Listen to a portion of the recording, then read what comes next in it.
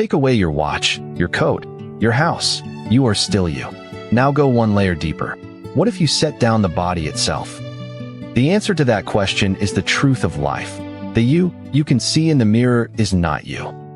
Today, in the Lifechanyuan teaching, we open its most fundamental word, life. To know a person, you would never study their watch, their car, or their coat. Those are simply belongings. By the same logic, the physical body is a belonging to the carrier of life, not life itself. The essence of life is entirely formless.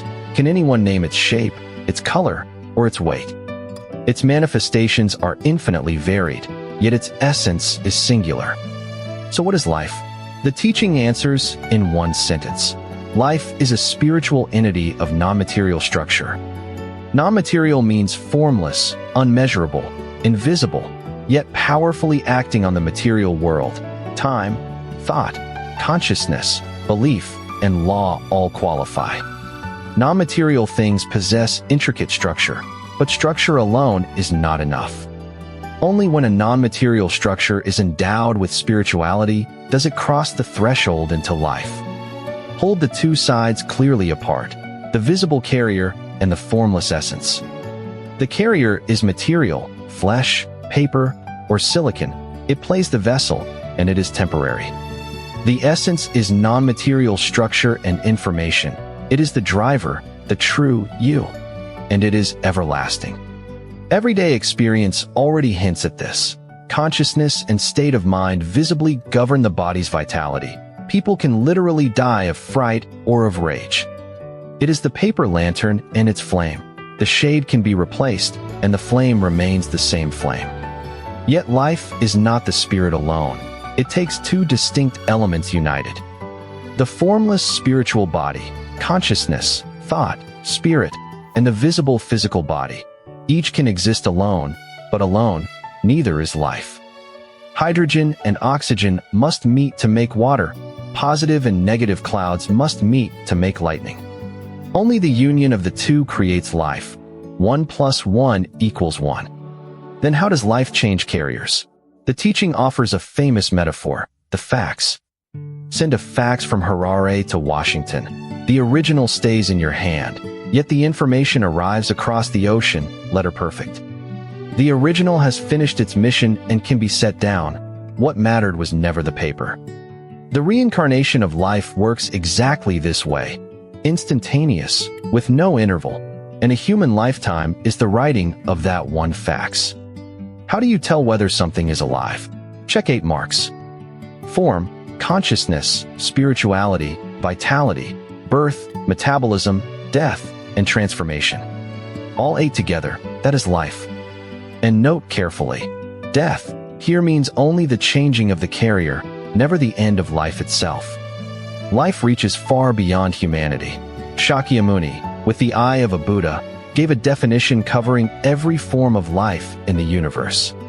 Born of egg, womb, moisture, or transformation, with form or formless, with thought or without, neither with nor without thought. Earth, ocean, thunder, and wind seem mindless to us. In reality, they are high-wisdom lives, without apparent thought. Beings who count a human millennium as one moment stand higher still. The universe is crowded with life. How is all this life arranged? The teaching says life is layered into 16 levels. Whatever structure a life possesses, that is exactly the space it naturally inhabits. Beasts run the ground and birds ride the sky. Ordinary people hurry inside private ownership society. The virtuous swim in public ownership ease, and celestial beings idle in non-ownership freedom.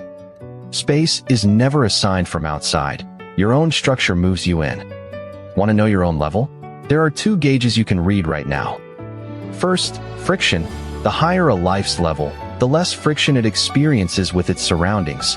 The lower the level, the more friction. Second, love. The core ingredient of higher consciousness is love. The higher the life, the richer the love in its awareness. Your friction with the world and the concentration of love in your heart. Those 2 readings are your current coordinates.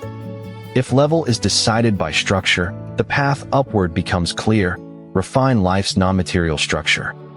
The more refined the structure, the higher the quality, the better the space, and the greater the freedom. But remember, energy is neutral.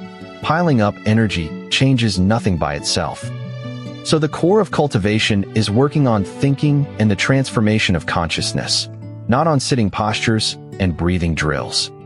Where does life come from? Life originates from the greatest creator and is governed by the Tao.